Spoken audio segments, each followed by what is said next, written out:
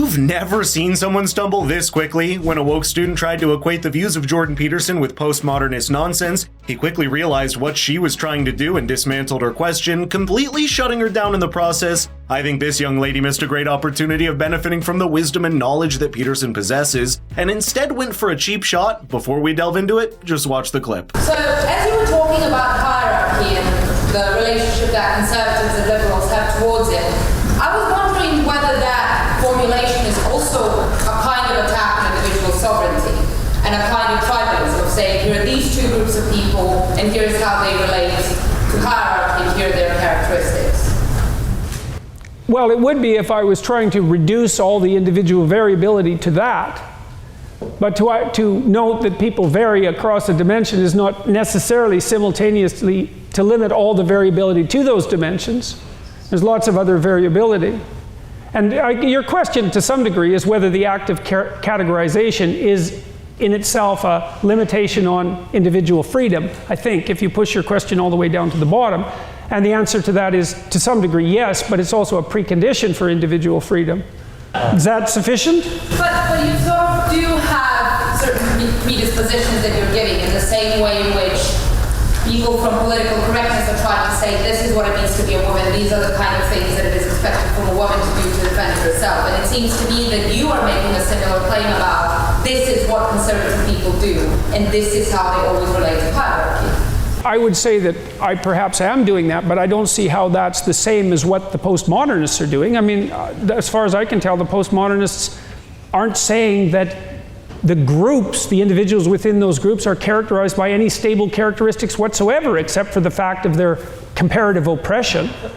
So I don't understand the first part of your argument. I mean, part of the reason the postmodern types have been going after me is because I've dared to say that men and women differ in temperament, which, by the way, they do. You can't tell me those questions had pure intentions behind them. Postmodernists build their worldview on the assumption that there are an infinite number of ways in which the world can be interrupted and understood, which leads to an outright rejection of objective truths. Jordan Peterson dismantles this argument in this article, noting, and I quote, "The fact that there are an unspecifiable number of interpretations does not mean or even imply that there are an unspecifiable number of valid interpretations." Through framing gender as a social construct and hierarchy as a product of power dynamics, postmodernists are actively erasing traditional values and promoting identity politics. Additionally, their views on gender and social hierarchy ignore biological realities and essential differences between men and women. By dismissing biological differences as mere social constructs, they're denying scientific evidence and promoting ideological agendas, and doing that over empirical reality. I think it's important to acknowledge the dangers of identity politics and victimhood culture spreading by postmodernist ideologies, framing gender disparities as a result of systematic oppression and discrimination.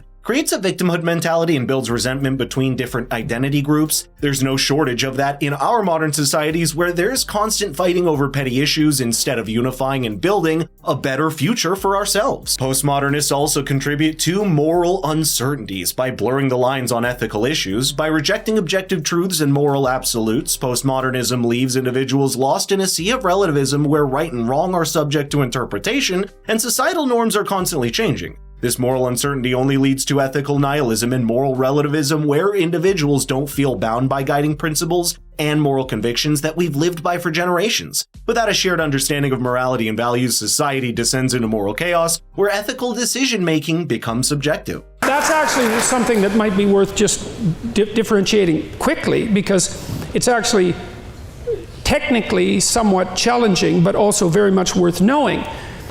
I was debating someone on a panel this morning on a TV show, The Right Stuff. And this was a woman who led the Women's Equality Party. And she cited some psychological literature that purported to claim that men and women were mostly the same. And that's actually true. We are more the same than different. If you look at our temperaments, there's more overlap than there is variance by a substantial amount. And so even on the temperamental dimensions where there is most difference between men and women, the difference isn't of massive magnitude at the center of the distribution. So for example, women are less aggressive than men, which is, by the way, why they try to commit suicide more often, but are much less lethal in their actions. That's one example, but there are many examples. If you draw a random woman and a random man out of the population, the probability that the man will be more aggressive is 60%. If you bet on the man, you'd win 60% of the time. That's not a walloping difference. It's not 95% of the time. You know, it's a difference that is substantive, it's significant, it's measurable, but it's not large by the standards by which such things are judged. But that's not the point. The point is that most of the activity takes place at the extremes. So out on the tails of the distribution. So here's an example. About 9 out of 10 people in prison are male. Why? Because to be in prison, you have to be the most aggressive person, let's say in 100. Okay. Those differences at the midpoint are large enough so that if you go out to the extremes, 1 in 100 people, you have an overwhelming preponderance of men. And so you can have your cake and eat it too. You can say, well, yeah, broadly speaking, men and women are more the same than different. The overlap is greater than the disjunction. But that's not relevant if what's being selected is often at the extremes, and it often is.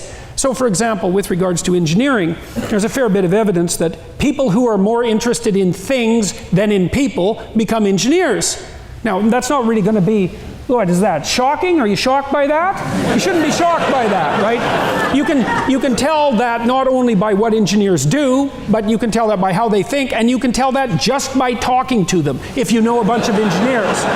There's no denying about the significant overlap between men and women, but personality traits also vary widely between both genders. When taking a closer look at gender differences, certain patterns are obvious. For instance, not only are men more aggressive than women, how each gender responds to aggression also differs. This impacts various aspects of behavior and decision-making, such as conflict resolution styles. This recent study shows just that. It studied the behavior of athletes after a match ends across 4 different sports and found that even though men compete more aggressively, quote, men are more likely than women to make peace with their competitors after the competition ends. Hormonal differences play a significant role in shaping male and female character. Testosterone, which is present in high levels in males, is associated with traits such as assertiveness, competitiveness, and risk-taking behavior. In contrast, estrogen, predominant in females, is linked to nurturing tendencies, increased emotional sensitivity, and interpersonal communication skills. These hormonal differences influence individuals from early development through adulthood.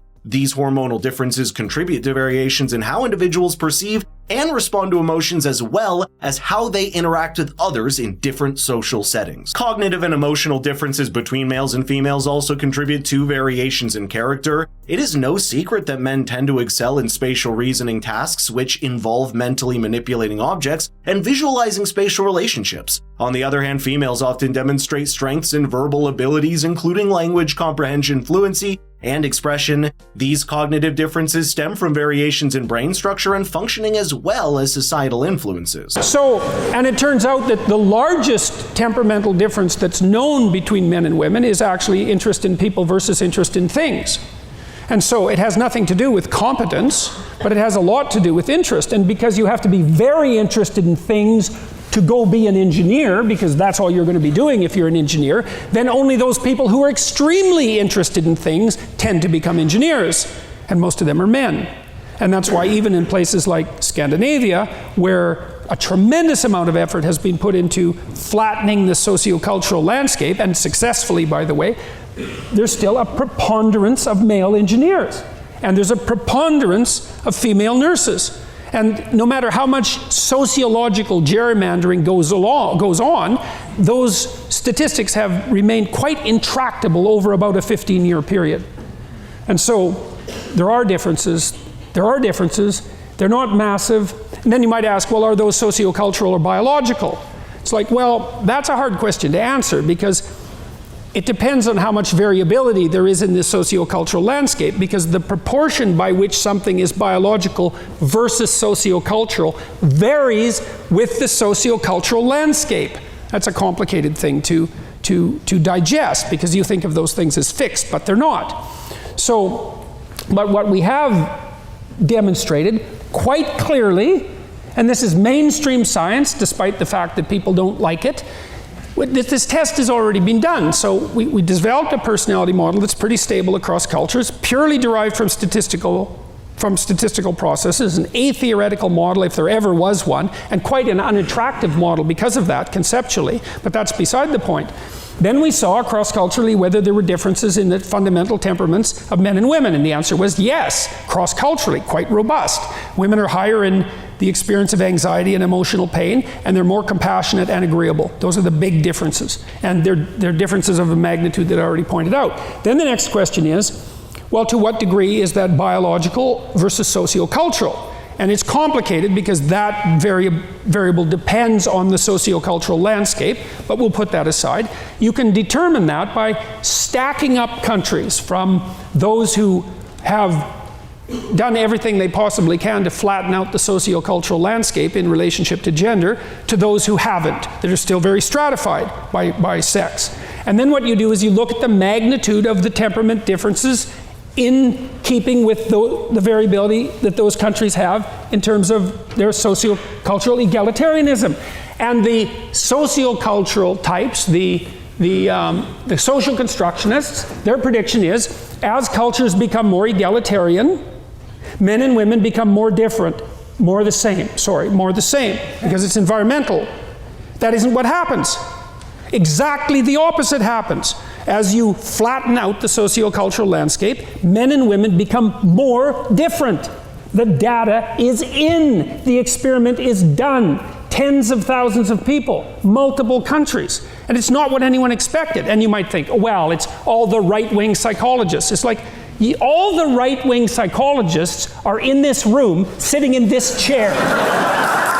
Contrary to the predictions of social constructionists who argue that increasing gender equality will lead to greater similarities between men and women, empirical evidence suggests the opposite trend. As societies become more egalitarian and opportunities for women expand, gender differences become even bigger between men and women. This suggests that biological and psychological factors play a significant role in shaping gender differences, regardless of societal norms or expectations. A recent survey on this issue was conducted in 76 countries that represented about 90% of the global population. 1,000 people from each country participated in it. The researchers found, and I quote, gender differences across 6 key personality traits: altruism, trust, risk, patience, and positive and negative reciprocity increase in richer and more gender-equal societies. Meanwhile, in societies that are poorer and less egalitarian, these gender differences shrink. Social constructionists have to understand that forcing a 50-50 balance in all aspects of life is simply not feasible, and I'd go as far as saying that it's counterproductive to achieving genuine equality.